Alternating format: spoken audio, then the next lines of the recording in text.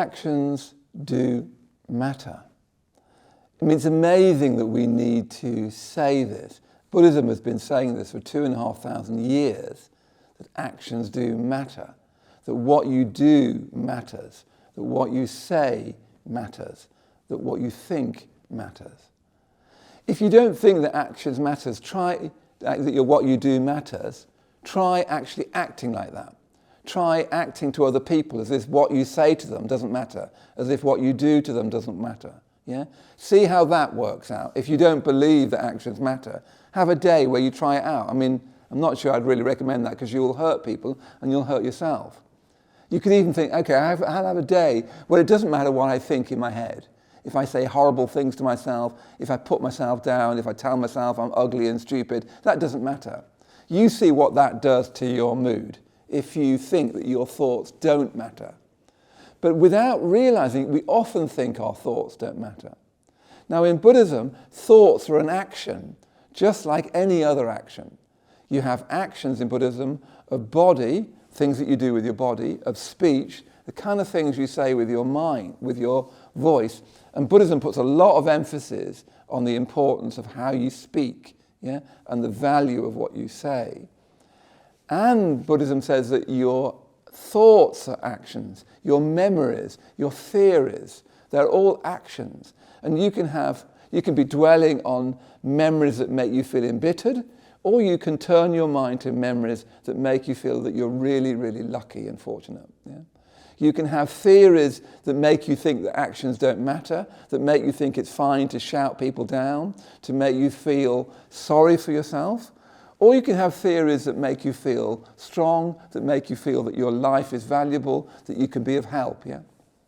So Buddhism this in Buddhism is called the law of karma, that actions have consequences. And this is really crucial, more crucial than ever for us to bring to mind, that our actions have consequences, that we're a moral agent. This is what you're trying to learn in Buddhism and in meditation, is your actions have having consequences. And one way of thinking about this is that you're making your life like a potter is making a clay pot. Every moment of your life, you're shaping your life. How you think, what you say, what you do, is constantly shaping your future. So if you keep thinking critically about yourself and other people, if you keep feeling lack of gratitude, if you keep feeling angry and indignant, that's what you'll become. George Orwell, the famous writer, he says everyone ends up with the face they deserve. Yeah? In other words, you start to look like the mental states that you've been expressing and thinking and living out. Yeah? So your actions matter. Your actions matter. And we're in a world where we forget that actions matter. We think it's fine to really be critical of ourselves in our mind. We think it's fine to badmouth people behind them. We think it's fine to pretend that we're something that we're not. But it's sort of breaking us down. Every time we don't quite tell the truth, for instance, every time we're not strong enough, courageous enough to say, well, actually, I don't really agree, or I'm not sure about that. Every time we don't tell the truth, we kind of break ourselves apart. We're not really real. Yeah? So my challenge to you this week is to write down, let's forget write down. See if you can do 2 things every day that is an action of generosity. Just think every day, after your morning meditation, you'll be joining us for meditation. After that, just think of what are 2 things I could do to be generous, gratuitously generous. Yeah. So if at work, I'm going to make the tea for everybody. I'm going to bring donuts in for everybody. I'm going to say to my partner, I'll look after the little baby just now. You go off and have a bit more time for yourself. I'm going to be the generous one.